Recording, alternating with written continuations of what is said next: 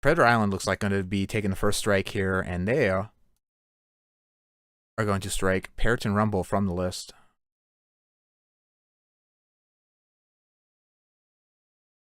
And Predator Island, one of those kind of interesting team collaborations here, because when you think of them separately, you think of the Skyborn as kind of an open map sniper team. Really, Sunstrom and his crew like to play very defensively, or at least they have in the past when they were flying double Skyborn ships, which is not too common anymore. But conversely, Team Predators, Mighty Keb, one of the most aggressive pilots in the game, so it's kind of a weird team dynamic when you have them on the same team here.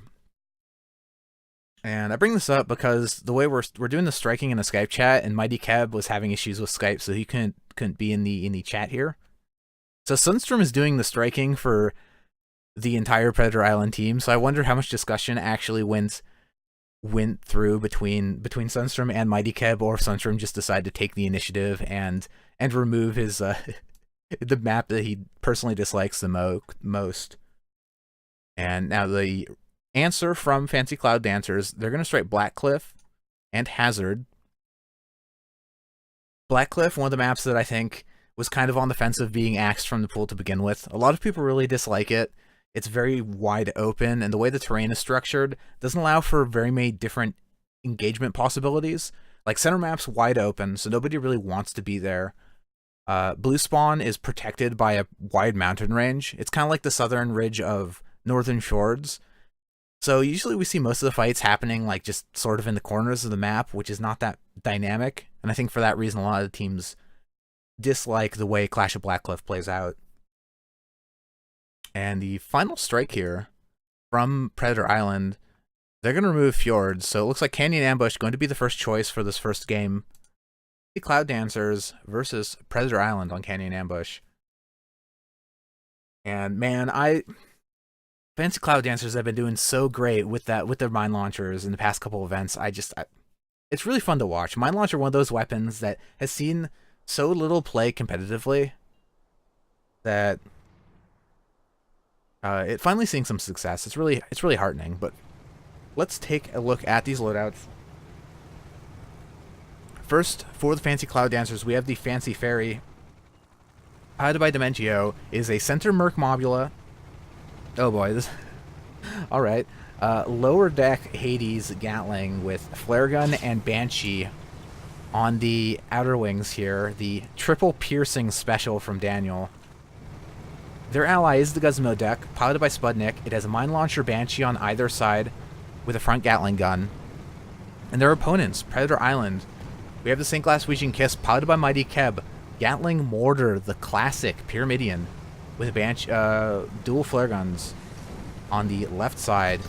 And finally, their ally, the Storm Delight, moving in here. Spire, piloted by Sunstrom. Hwacha on the front. Hades with Gatling and Light Flak flanking.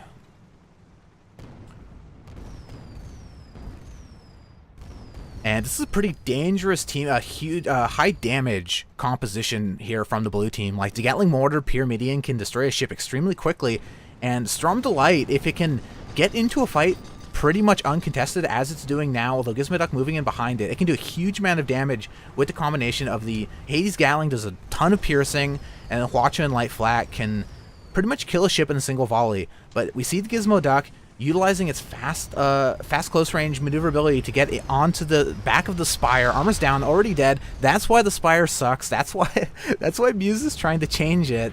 But in the meantime, St. Glaswegian Kiss now killing the Mobula.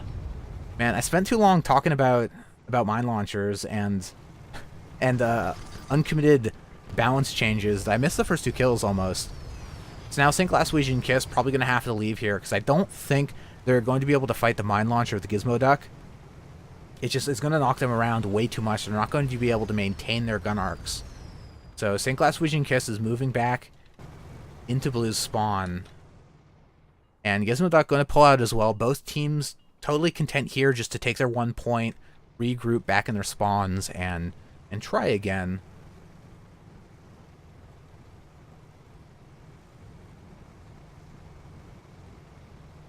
I think Storm Delight, one thing that blue team's going to have to be a little bit more careful of is just how fast that the Junker is able to reposition. Because you saw in that fight, the Spire seemed like Stormdelight, they really thought they had a clear shot at the Mobula. And were kind of not at risk. But then the Gizmo Duck very quickly pops out behind them. And you saw there how quickly the Mine Launcher and the Banshee can kill a Spire. Just the Spire has so little armor that, the Mine Launcher does a huge amount of explosive damage. And now we have the St. Glaswegian Kiss moving in, knocking out the armor of the Fancy Fairy, doing a huge... Oh, man! There's the DPS from the Spire, the Watch and the Light Flat coming out, totally eviscerating that Mobula. All St. Glaswegian Kiss had to do was hit it with the front of their ship, and that was game over for the Fancy Fairy. And now the Gizmo Duck, Junker, fast close-range maneuverability, very slow charging speed, poor escape capabilities, so I don't think they're going to be able to get out of this one. But what's going to take is either a single armor break or a little poke with the front of the St. Glaswegian Kiss to knock out the Gizmo Duck's balloon, and Watcha coming out. Not able to actually take out the engines, although they're all pretty low here. In the meantime, Fancy Fairy has spawned back behind the Spire in red spawn, so Stormdelight trying to reposition a little bit, losing their whole armor to the triple piercing of the Fancy Fairy, trying to get behind cover so they can stay safe, losing about 25% permahull, not too bad. And the distraction fire from the Fancy Fairy is actually enough for the Gizmo Duck to reposition here. Gizmo Duck not losing their whole armor in that fight, the Engineers doing a great job tanking, keeping the armor up. So we're going to have another more or less even fight. And I think blue team probably, well, I was going to say blue team probably wants to reposition. Because Stormdelight's position is known, red team's going to be able to focus fire them the moment that they expose themselves. Which means the Spire's armor already almost down, just taking 2 Hades shots there. I don't think they're going to be able to attack from the same angle. Or the Spire's just going to get focused down in a matter of seconds. So what I'd like to see is Stormdelight pull out here to the back, St. Glaswegian Kiss come with them, orchestrate another attack, maybe from the west or center map, rather than moving in from the same eastern pass that they got the fast kill on the Fancy Fairy before.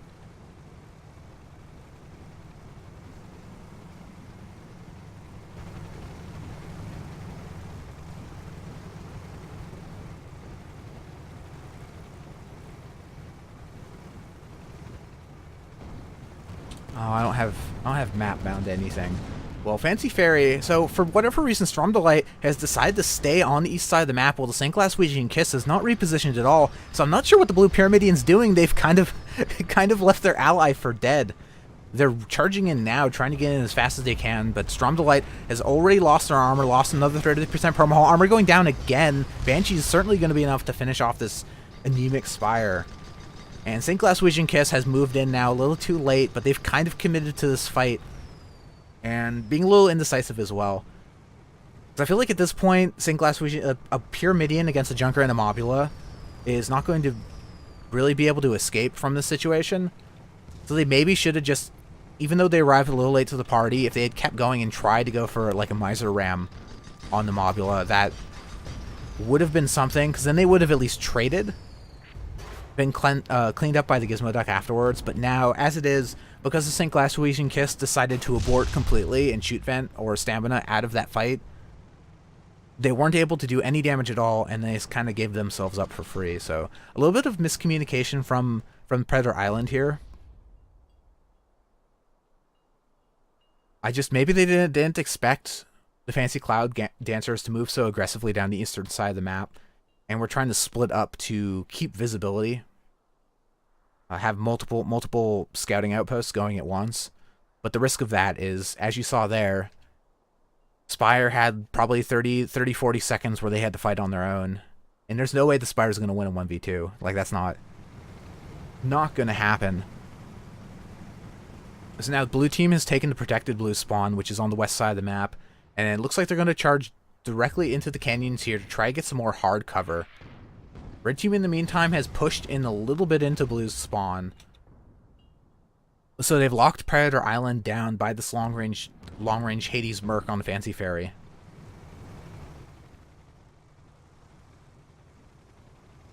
And the burden is definitely going to be on blue team, because blue team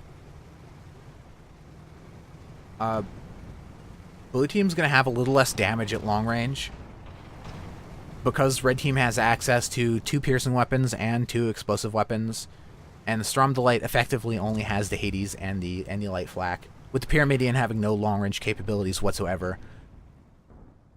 So blue team's going to have to find a way to engage here. Looks like St. Glaswegian Kiss is trying to sneak away, but you saw a little bit of Gatling fire coming out. So red team is very much aware of the Pyramidion's movements. And now Storm Delight is turning here to face the Gizmoduck. They see the Gizmoduck moving in to try to flank the Spire, but the Spire's going to be very ready. So I wonder if the red Junker is going to commit here once they see the Hwacha pointing for them, or if they're going to back out. It looks like they're willing to commit to this fight. Gatling coming out. Gizmoduck, this is actually very smart from the Fancy Cloud Dancers. They've forced the Storm Delight to back up, which has put them into long-range arcs of the Fancy Fairy. So the plan there from Fancy Cloud Dancers was to get a dual focus on the Spire, but the St. Glaswegian Kiss has taken that opportunity to try to get a quick ambush spotted early, and now they themselves taking the full brunt of the Fancy Cloud Dancers, losing about 60% permahull. Fancy Fairy now rising up to contest the Storm Delight. Hades Merc coming out onto the Spire, armor's down, balloons on, pretty much everything on the Storm Delight is on fire. Fancy Fairy about to lose their armor as well, and the Storm Delight has a huge amount of burst explosive damage, but the Light Flak's coming out a little too late, hitting the rebuilt armor. Gatling now continuing to hit the Fancy Fairy, another armor break. Light Flaks, could this be the kill? No? Hwacha, yes, Hwacha's able to finish off what the Light Flak was unable to do. And that's going to be a point for Predator Island, and perhaps a second point here with the Gizmoduck. Gizmoduck kind of stuck. They lost their balloon, landed on the pipe here. And it looks like they're having a little bit of difficulty extricating themselves from the situation. And yeah, this is certainly going to be a second point. Blue team does need to be a little careful because both their ships do have some damage on them. So it's not like completely impossible. Storm Delight already losing their whole armor. It's not totally impossible that Gizmoduck could get a quick mine kill on either of these 2 blue ships, so Predator Island does have to be a little bit careful how they pick up this 4th kill. I think Glaswegian Kiss is going to move down to block their escape here, do a little bit of balloon damage. And let's take a look at the... yeah, Gizmoduck going down. Take a look at the Fancy Fairy. They've respawned. Certainly gonna try to wait for their ally. So it was a really well-executed fight from Predator Island. You had St. Glaswegian Kiss moving in pretty early to try to distract...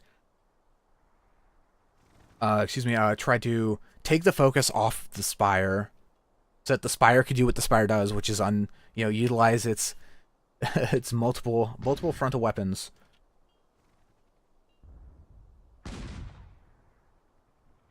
But in the process of that, both the blue ships will be going into the next fight with a lot of damage on them, so even though Predator Island is ahead in points, I feel like the Fancy Cloud Dancers, from a numbers perspective, are still the favorites for this game, because all they have to do is kill one of the 2 blue ships, and then that's almost guaranteed 2 points.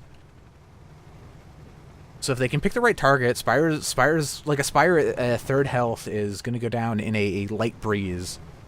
So I imagine they'll probably target the Spire if they get the opportunity.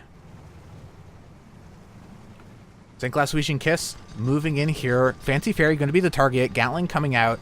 Gizmoduck returning with the front Gatling of their own. St. Glaswegian Kiss not taking too much damage. They're moonshining back, trying to keep... It looks like they overshot the charge on the Fancy Fairy a little bit and are now going to start taking some mine hits from the Gizmoduck. Storm Delight, however, has picked up the Mobula. Watch it coming out, knocking down the armor. Gatling, Fancy Fairy, no armor on this Mobula. Light Flax, once again, a little bit late, but in the meantime, St. Glaswegian Kiss taking a lot of damage as well from the mine, Gatling, Banshee of the Gizmoduck. Fancy Fairy, ooh. Down goes the St. Glaswegian Kiss, and Fancy Fairy just barely able to hydro out of that fatal Hwacha barrage. So now, either of these ships really could go down here. Storm Delight loses their armor first. Fancy Fairy now bumping up out of arc. I think that's going to be the end of the Spire. And it is. A really close match. But I think the problem... I think the problem here... I think those Light Flaks on the Spire have been a little slow. That's the thing that I've noticed, and over the course of these fights from that game is it seemed like every time Light Flak came out, armor was already back up on the target. So perhaps if the gunner moves a little bit more quickly from the Hwacha to Light Flak, we could have seen some faster kills by the Spire. Next game, Northern Fjords. For the red team, we have Whale on the Loose, piloted by Dementio, Junker, Hades Artemis, left side, right side, Gatling Light Flak. Their ally, the Gizmo Duck, piloted by Spudnik. We have dual light carronades on the right side, a front Banshee, and left side Gatling Banshee. Their opponents, Predator Island, we have the Greasy Dream, piloted by Mighty Keb, Gatling Banshee with another Gatling on the rear. And for their ally, the Reborn, piloted by Sunstorm, we have a Mercury Mobula, dual Artemis on the lower deck with Gatling Flare Gun on the outer deck. And yes, there is the map. These are the two ships that we really know these captains. Captains for Predator Island, these are their specialties. Mighty Keb on the Squid and Sunstrom on the Mobula. These are the two ships they are certainly the most comfortable with by far, so I definitely expect them to do a little bit better on this in this game. Greasy Dream already moving in, doing a great job disrupting the double junker formation of Fancy Cloud Dancers while staying outside of their gun arcs. One of the weaknesses of the junker is that the guns are pretty low on the ship. Well, it's both a weakness and a strength. It's a weakness because the guns don't shoot up very well, but it is a strength because having the guns so low on the ship means they are a little bit protected from downwards firing Hwachas or Artemis. So Greasy Dream maintaining this high position means the junkers are not going to be able to fire back, and Reborn going to try to take some of these Merc shots here. Merc's not going to be very effective at close range just because of the limited up-down arcs. So I would expect Reborn to switch to the Gatling gun pretty quickly here if they want to do any real damage. Junkers both trying to dual focus the Reborn, Gatling coming out from the Gizmo Duck, but the Reborn and Greasy Dream has both gotten their guns onto the Whale on the Loose, getting a fast armor break with the dual Gatlings in the kill. But Reborn, wow, I feel like we're just seeing the same game play out, different map, one kill for both teams, and I think Greasy Dream's probably going to have to disengage. The solo Gatling gun on the Squid is not going to be able to enough to take down the high armor of the Junker, so again, playing out the same as we saw last game. Each team gets 1 point and then kind of, okay, we've got it, and then backing out. Although, as I say that, Greasy Dream pursuing the Gizmo Duck, maybe just putting on a little bit of harassment, trying to keep the pressure on, because I definitely don't think there's any possibility for the Squid to be able to get a kill. Although we will... The one thing to consider is that if the Reborn can get into... Reborn's way back in blue spawn, but they do have that Mercury, which means they do have very long-range piercing. So if Greasy Dream can maintain spots on red ships, we could start to see the Reborn assist there with that long-range Merc. But Greasy Dream on their own is not going to be able to do any damage to these Junkers. Junkers are just... They're too tanky. They have too much armor. But... Well on the Loose, separating a bit from the Greasy Dream, or excuse me, from their ally, the Gizmo Duck, with Greasy Dream moving upwards. Greasy Dream doing a great job baiting the Well on the Loose away, but we just haven't seen the great focus fire from Blue. Like, a lot of the Merc shots from the Reborn have been either missing or going into the balloon. A lot of that partially because we have a semi-blind fire from the Mobula, because they do... Blue team does have spots, but there are all these clouds in the way, so the Merc Gunner is not going to have visibility on their targets, which does make it a little bit more difficult. Way on the Loose has taken this opportunity to try to go for the Mobula, with the Gizmo Duck running interference on Greasy Dream. And in a 1v1 situation, I think the Way on the Loose would win, but the Greasy Dream, it's a Squid. It's going to be able to reposition faster than any of the other ships in this match. So you see them now coming in here on the Way on the Loose. Armor going down again. This is the same thing we saw in that first fight. Is the Junker totally unable to stop the Greasy Dream from helping his ally. That's one of the advantages of the Squid, is it can move around so quickly, it can kind of lead the enemy ships away from each other. And I just don't think... I think any fight from the Fancy Cloud Dancers are going to have to be in concert. Because if anytime they split up, the Greasy Dream can just hunt down the lone target and then the dual focus with the Reborn. So they have to stay together, and they have not been doing that.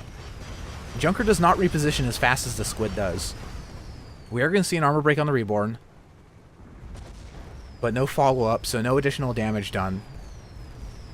Whale on the Loose has taken the southernmost red spawn, so they're going to be trying to kerosene back into this fight, although I think Gizmo Duck is probably going to go down. Oh! Oh, they do manage to get the Mobula before they go down. Looks like there's a little bit of Hades fire from the Whale on the Loose that was blocked by the clouds. And Greasy Dream going to pull out. Maybe a little bit too ambitious from Predator Island, pushing that far into red spawn, considering that the Whale on the Loose was going to be respawning pretty quickly, and the Whale on the Loose is the ship that does have the very powerful Hades Dual Art long-range combination, so as soon as that Red Junker respawns, they're going to be able to lend support at range. And now we have a situation where Greasy Dream's at half health, so their sustain power is going to be weakened going into the next fight. Looks like they're trying to reposition kind of back so they can get a good angle on Red once Red commits to their next fight.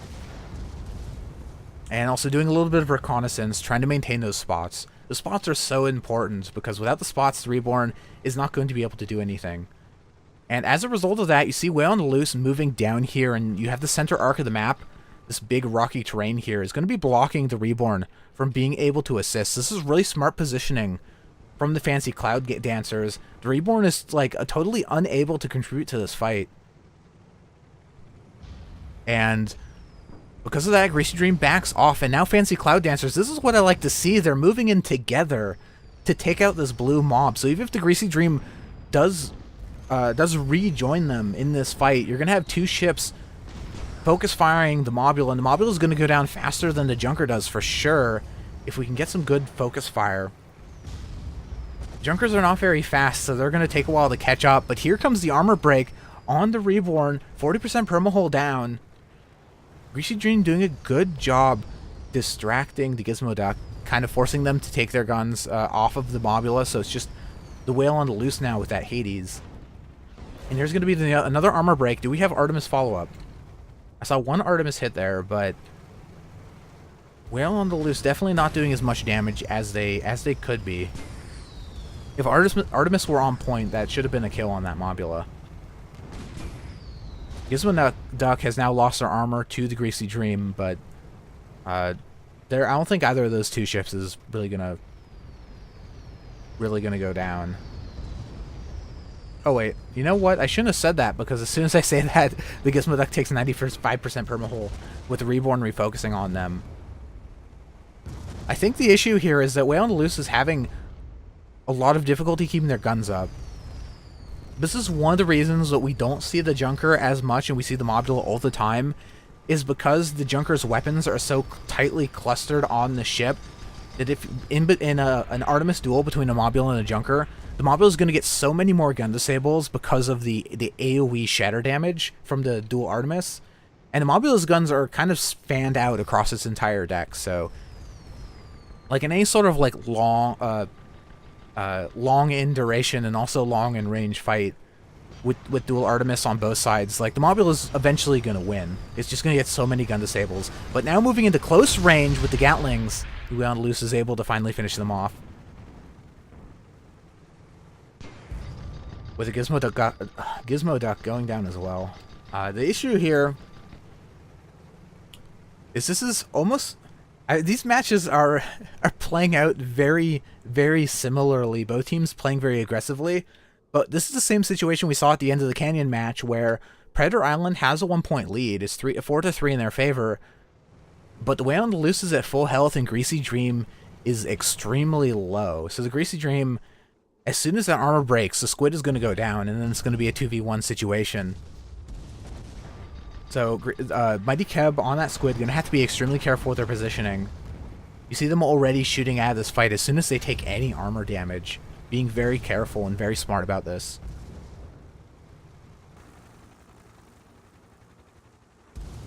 And I think this might be a little too aggressive. I don't think they can make this kind of play with as little health as they have. Because as soon as they start firing on the Gizmo Duck, they already have to disengage because they just can't let the armor go out. And now the Banshee's coming out. Oh man, we got 2 engineers on the squid hull. I don't see that very often. I'm just not. Oh man, I just don't know how Blue Team's gonna make this work. Because Greasy Dream's not going to be able to sustain for more than a few seconds in any fight. And already Red Team's moving in, pressuring the Reborn. Forcing them to the back of the map. Greasy Dream's going to be coming in behind. But again, it's like, either of these Junkers only has to focus the Greasy Dream for like 2 seconds to push them back out of the fight. Reborn's armor going down as the Greasy Dream engages the Gizmo Duck. Reborn and Greasy Dream trying to dual focus the Gizmo Duck, but Reborn is taking quite a bit of damage, going to about 60% permahull. And Way on the Loose is now moving in to engage the Greasy Dream. What is Way on the Loose? Way on the Loose actually continuing to focus the Reborn, and I don't know about this. I'm not sure Fancy Cloud Dancers is aware of how low the Greasy Dream actually is. Because they could certainly kill that squid very easily. Although, the Junker here is still getting the better of the Reborn. And Squid goes down, Mobula goes down, and it's the same thing we saw in the last fight. Is that going into the final fight of a match with such a health deficit is such a huge disadvantage. Because Greasy Dream was just not able to do anything. They weren't able to tank for their ally, they weren't able to stay in long enough to be distracting, and when they did, they just died. The tough beats for Predator Island.